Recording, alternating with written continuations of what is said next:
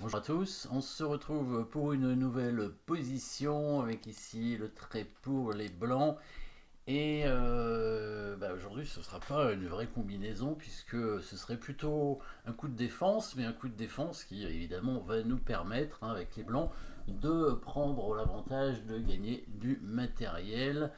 Parce que ici, au niveau de la protection du roi, le roi noir est absolument sans danger, hein, puisque il y a un centre de pion complètement fermé. Donc là, de ce côté-là, il n'y a pas grand-chose qui peut lui arriver. Par contre, le roi blanc est un peu plus ouvert, hein, avec d'ailleurs un pion qui vient d'être pris. Hein. C'est certainement le dernier coup des noirs. Le coup du cavalier. Les cavaliers, ils pouvaient venir que de la case B4, hein, qui vient de prendre ce pion. Forcément un pion, sinon il ne serait pas venu là, ça aurait servi à rien. Donc au niveau du matériel, du coup, les noirs ont gagné un pion ici, hein, donc il y a toutes les pièces sur l'échiquier, avec seulement 6 pions pour les blancs, 7 contre les noirs donc qui viennent de faire le coup cavalier prend un 2. Alors pourquoi ils ont joué ça et pourquoi dans cet ordre de coups là? Parce qu'on se souvient que les ordres de coups dans les combinaisons, en fait c'est les noirs qui voulaient faire une combinaison ici, hein. D'ailleurs qu'ils ont commencé à la faire avec coup cavalier prend pion, avec l'idée évidemment d'essayer de dévier le cavalier blanc parce que c'est le seul défenseur du fou ici, hein. Mais pourquoi il n'a pas commencé par exemple par prendre le fou et ensuite prendre le pion? Et ben, dans ces cas-là, de toute façon le roi allait prendre, et son idée quand le roi va prendre, c'est de faire échec avec la dame en A5, hein. Donc quand le roi va prendre le cavalier, faire échec avec la dame en A5 pour récupérer le fou. Et si les fous s'échangent d'abord, en fait cette case en A5 serait attaquée par la dame, hein. Donc ici la dame qui pourrait pas venir en A5. Voilà pourquoi il a commencé par prendre le pion avec le cavalier. Donc on va essayer de trouver ce qu'on peut faire. Alors évidemment on n'a pas d'échec, hein. On n'a pas de menace de mat, on n'a pas de coup forcé. Si, les seuls coups forcés, c'est de prendre les pièces, prendre le cavalier, évidemment, c'est un coup forcé. Par exemple, en prenant du cavalier, il prendrait le fou, oui, il est obligé. Et prendre le fou ici, c'est un coup forcé, évidemment, prendre cette pièce, sauf que si on prend le fou, il a prévu, évidemment, le coup intermédiaire, cavalier prend cavalier, qui fait échec, et donc coup forcé, lui, et donc du coup, on est obligé de récupérer le cavalier, et après, il reprendra le fou. Évidemment, hein, si on fait ça, cavalier prend cavalier, échec, on reprend le cavalier par exemple, et dame prend fou. Et les noirs finalement ont réussi à gagner leur pion, hein, et la partie continue, mais ils ont gagné un pion, alors que évidemment on peut faire mieux avec les blancs, bien sûr. Que se passe-t-il si on prend avec le roi? Bien évidemment, il faut quand même l'envisager, hein, c'est quand même l'autre coup forcé possible, hein. Il y a trois coups forcés en fait. Il y a fou prend fou, il y a cavalier prend cavalier, et il y a aussi roi prend cavalier, bien évidemment. Les noirs ne vont pas prendre les fous, pas échanger les fous pour la raison qu'on a dit, hein. Donc il va tout de suite amener sa dame en A5 pour faire échec, évidemment, pour attaquer une deuxième fois le fou, c'est son idée, venir attaquer le fou, donc avec la dame. On ne peut pas vraiment couvrir, enfin si on peut couvrir, si on couvre avec le fou, de toute façon il est pris par le fou, et si on couvre avec le cavalier, donc son idée c'est de prendre le fou avec la dame, peut-être d'abord d'échanger les dames d'ailleurs, et ensuite de prendre le fou.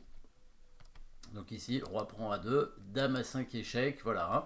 Si jamais on met le fou ou le cavalier en A4, hein, comme ça, il va probablement d'abord échanger les dames, et ensuite prendre le fou, voilà, et conserve évidemment le pion qu'il a gagné, hein. On pouvait prendre aussi le fou avec la dame, c'était pas mal pour peut-être conserver les dames, étant donné que le roi blanc est un peu faible. Donc qu'ont prévu les blancs ici sur ce coup de dame en A5 pour pouvoir récupérer le fou? Et oui, parce que finalement on va gagner une pièce, hein. Les blancs ont cru à une combinaison, mais en fait ils se font contrer. Est-ce que vous voyez comment? Évidemment, les coups forcés, il n'y en a pas ici avec les blancs. Il va falloir évidemment bouger le roi, hein, parce qu'on ne peut pas couvrir l'échec. Mais quelle est la suite? Il faut anticiper la suite. La suite, ça va être bien sûr que les noirs vont prendre le fou obligatoirement, hein, sinon il resterait avec une pièce de retard. Et après, il faudra bien sûr créer une menace, un coup forcé. Probablement, comme c'est pas le roi qui est sans danger, le roi noir, ça va être la dame qui va être attaquée. Justement, c'est la dame qui défendra le fou, et c'est ce fou-là qu'on va réussir à gagner. Vous voyez la suite qui a l'air un peu particulière, mais c'est quand même le bon coup. Et oui, le roi qui va monter en B3. Pourquoi il monte et il redescend pas? Parce que ça lui permet de contrôler la case de la dame ici. Et oui, le roi est utilisé pour l'attaque ici, parce qu'on est dans une position où le centre est fermé et il ne craint pas grand chose. Alors évidemment, il faut quand même faire attention, mais si vous regardez toutes les pièces noires de l'aile roi, en tout cas le cavalier et le fou, ils sont bloqués. Et bon, même si les tours pourraient éventuellement arriver sur une colonne semi-ouverte, c'est pas dans l'immédiat. Et il y a quand même pas mal de pièces blanches en direction aussi de l'aile dame, qui permet de contrôler des cases, bien sûr, aussi bien le fou, les deux cavaliers, et évidemment c'est la tour qui va venir attaquer la dame quand le fou va prendre le fou en B5. Voilà, la tour qui arrive pour attaquer la dame en 1, et la dame ne peut pas défendre son fou en bougeant. C'est pour ça qu'on a mis le roi ici en B3, bien sûr, pour contrôler la case en B4. La case en A4 est contrôlée, la case en B6 est contrôlée, la case en A6 aussi. La dame qui va devoir repartir en C7 ou en D8, et le cavalier qui va simplement prendre le fou, et la dame se retrouve encore attaquée. Le roi blanc est tranquille. Alors ce qu'on pourrait faire avec les noirs, c'est essayer d'attirer encore le roi en faisant fou C4 échec, mais pas de souci, on prend le fou avec le roi, il ne faut pas avoir peur. Le roi peut prendre le fou, tout est fermé au centre, dans cette structure, ça forme un mur un peu, cette chaîne de pions, c'est une muraille, muraille de Chine pour le roi blanc, le roi qui ne risque pas grand chose. La dame noire est attaquée, il n'y a pas beaucoup de cases, on peut faire un échec avec une tour.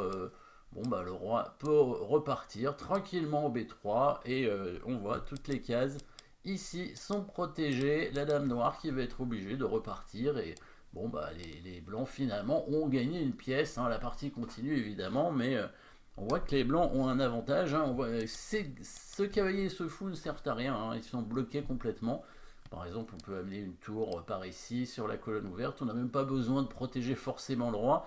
Si on veut absolument protéger le roi, il y a une possibilité, ce serait de éventuellement monter la tour pour redescendre le roi pas en dessous, mais voilà, c'est pas forcément nécessaire. Un coup de tour en C1 me paraît bon, surtout si la dame est venue ici. Alors évidemment, il y a un échec, bien sûr, ici, mais le roi peut redescendre et ça permettra ensuite au roi de revenir en D1, et on voit que les deux tours finalement sont en liaison dans cette position, et le roi au centre est bien protégé. Donc parfois il ne faut pas avoir peur des fantômes, et sortir le roi, surtout quand le centre est fermé, une pièce d'avance évidemment, ça fait une grosse différence.